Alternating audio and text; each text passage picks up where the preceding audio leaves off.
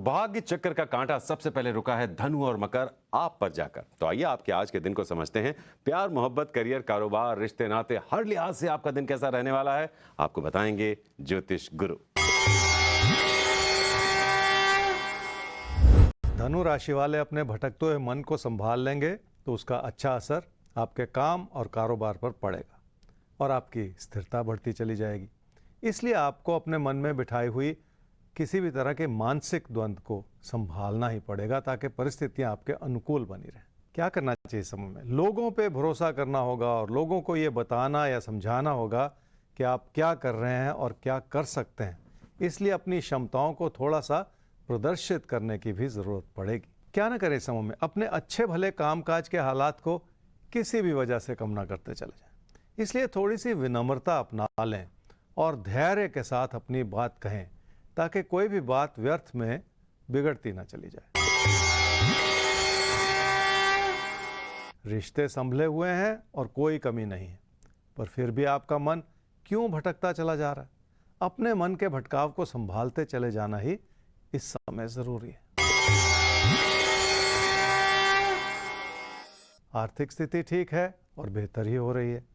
पहले आपको लग रहा था कि आपकी आमदनी में कोई कमी है, पर अब वो कमी भी पूरी होती चली जा रही, जिसके चलते आपकी समृद्धि में इजाफा होता चला जाए।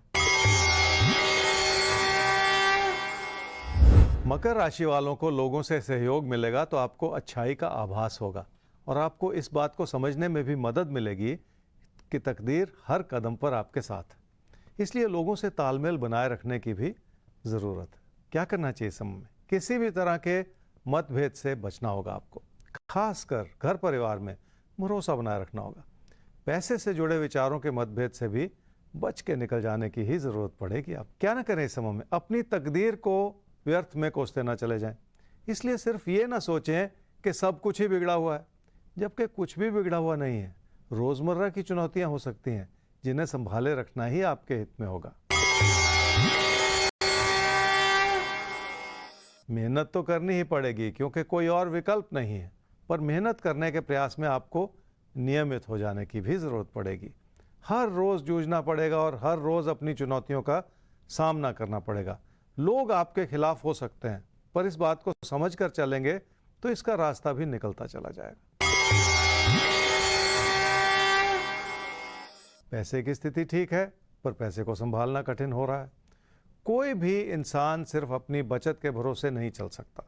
अपनी आमदनी को बनाए रखना भी बहुत ज़रूरी होता है ताकि ज़िंदगी की रेगुलरिटी भी बनी रहे। तो जिंदगी में कुछ पाने के लिए नियमितता बहुत जरूरी है, इसीलिए नियम से राजबल के साथ रहना भी बहुत जरूरी है ताकि आप तैयार हो पाएं अपने आने वाले पलों के लिए। तो हमें उम्मीद है कि आप पूरे ध्यान से जुड़ चुके हैं और ये जुड़ाव लगातार इसलिए भी जरूरी है क्योंकि एक तो भविष्य दर्पण प्रोग्राम के आखिर में खुलेगा जो किसी एक राशि की बात करेगा और भाग्य चक्कर हमारा जिसे घुमाते तो हम हैं लेकिन रुकते वो साहब अपनी मर्जी से ही हैं और किसी भी राशि की अचानक बात होती है तो ये साथ पूरे ध्यान से बनाकर रखिए अपने लिए भी और अपनों के लिए भी। अभी हम लेते हैं एक सवाल जो है अजय कुमार आपका 7/11/94 5:20 शाम को जन्म हुआ है, मुकेरिया होशियारपुर पंजाब। आपका आपने ज्योतिष से एमए किया है। वाह क्या बात है। आप जानना ये चाहते हैं कि आगे क्या किया जाए ताकि कैसे बढ़ें आप आगे। नौकरी का योग ज्योतिष गुरु और शादी का योग कब तक है, ये इनका आपसे सवाल है। अजय आपकी कुंडली है जी मेष लगन की और धनु राशि की। आपकी महादशा इस समय चल रही है जी चंद्रमा की और अंतर्दशा चल रही है शनि की जनवरी 2023 तक। जॉब कब मिलेगी, शादी कब होगी, ये दो अहम सवाल आपने पूछे हैं और आपने कहा कि आपने एमए किया है ज्योतिष में।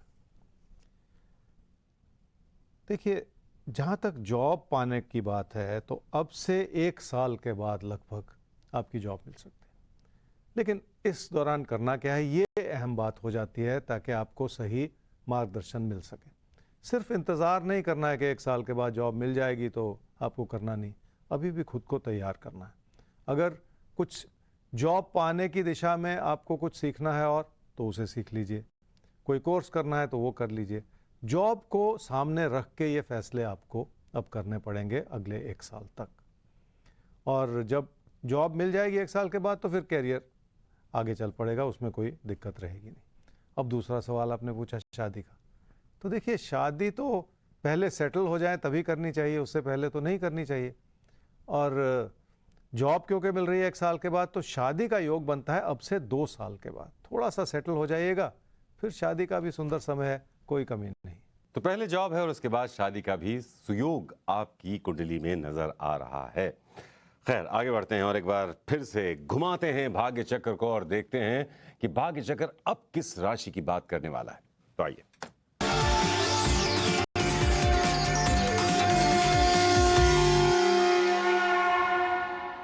तो भाग्य चक्र में उभर कर आई हैं राशियां सिंह और कन्या। तो ज्योतिष गुरु, प्यार, मोहब्बत, करियर, कारोबार, रिश्ते, नाते, हर लिहाज से कैसा देख रहे हैं आप इनका दिन?